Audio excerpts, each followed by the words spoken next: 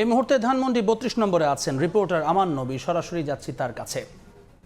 ছাত্র জনতার রোষের আগুনে এখনো পুড়ছে ধানমন্ডি ৩২। আমরা শুরুতে দেখেছিলাম যে এক্সকাভেটর দিয়ে যে ভাঙচুরের কাজটি চলছিল সেটি কিন্তু এখন হাতুড়ি, হামার কিংবা শাবল দিয়ে সেই ভাঙচুরের কাজটি চলছে। আগুন এখনো জ্বলছে। আমরা দেখতে পাচ্ছি আজ শুক্রবার হওয়াতে কিন্তু উৎসুক জনতার ভিড় কিন্তু অন্য দিনের চেয়ে বেশি।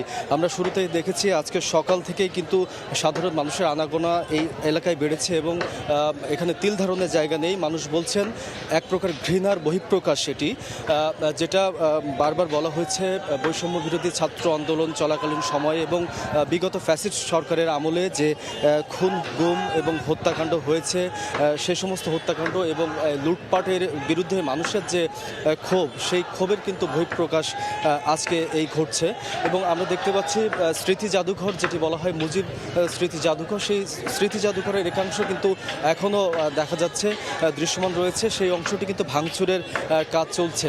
এখানে যদি খুব কাছ থেকে একটু দেখবেন, এখানে কিন্তু কনক্রিটের যে সমস্ত স্তূপগুলো রয়েছে তার উপরেই মানুষ দাঁড়িয়ে আছে। তারা স্লোগান দিচ্ছে, শেখ হাসিনা এবং আওয়ামী লীগ এবং তাদের দোসরদের দিয়ে নানাবিধ স্লোগান দিচ্ছেন। তারা বলছেন এখানে নতুন করে এদেশে আর কোনো ফ্যাসিস্টের যদি মাথাচাড়া দিয়ে ওঠার সম্ভাবনা কিংবা স্বাদ জাগে সেটিকেও কিন্তু তারা গুড়িয়ে দেবেন এভাবে।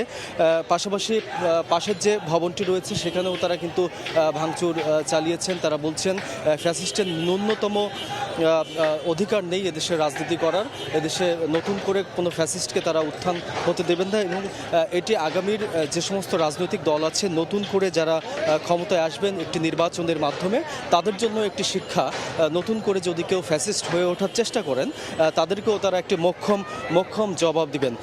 আমরা যদি আরও কাছ থেকে দেখিয়েছি আপনাদেরকে, বলতে চাই যে সবশেষ যে পরিস্থিতি এখন দাঁড়িয়েছে, উৎসুক জনতার ভিড় কিন্তু সন্ধ্যা নামার সাথে সাথে আরও বাড়ছে। হয়তোবা দেখা যাবে এই যে ভবনটুকু অবশিষ্ট রয়েছে সেটিও কিন্তু তারা গুড়িয়ে দেবেন বলে বলছেন এবং ফ্যাসিস্টের ন্যূনতম চিহ্ন তারা দেশে রাখতে চান না। এই ছিল ধানমন্ডি ৩২ নম্বর থেকে আমার কাছে সবশেষ।